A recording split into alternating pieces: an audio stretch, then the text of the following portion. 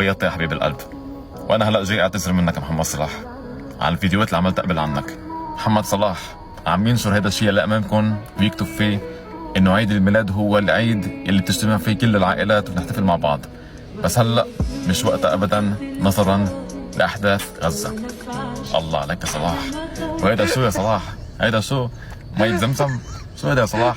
هيدا نفس النهار، هيدا على فكره نفس اليوم. يا اخي شو يا اخي ما تحكي، يا اخي ما تحكي، يا اخي فضحت حالك وفضحتنا، يا اخي فضحت حالك فضحتنا، فضحت الامه العربيه كلها، الامه العربيه والاجنبيه. هيدا مش احتفال، هيدا مش احتفال.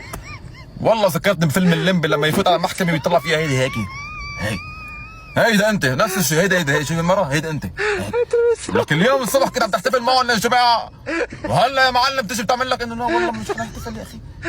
يعني قطعت لي قلبي يعني هيدا عم يتدمع من تحت، عم يتدمع انا يا اخي.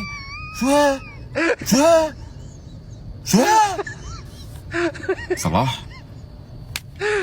انا حجن وراك يا اخي، انا حاسر، انا شوي حروح على المستشفى هلا بعد شوي. يا رجل كل واحد له عيد، كل واحد له دين وعنده عيد، ما في اي مشكله. الجماعه عندهم عيد، بس اما تجي تقول انه والله بدناش تحتفل وانت قاعد عم تحتفل، انه والله عم يصير بغزه وانت يا معلم عم تحتفل. يا اخي انا بعيد الفطر ولا عيد الاضحى مش شايفك عم تحتفل يا رجل. حتى يا معلم بعيد موت دموي ما بنشوفك بنفس الشيء. اسكت ولا احكي، مش عاوز احكي يا اخي.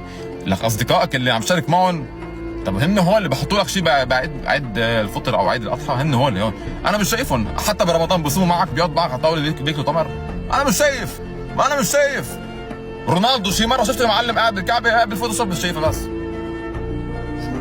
يا معلم، انا برجع بعيد بكرر بنعيد احبائنا اصحابنا مثل ما بعيدونا بعيادنا، بس مش تيجي تعمل لي فيها فيلم هندي انه والله يعني عم يصير بغزه مش وقت الاحتفال وانت يا معلم قاعد شو يعني. انا وشوي ماشي على الطريق شوف بابا نوايا بفكروا انت بالاخر.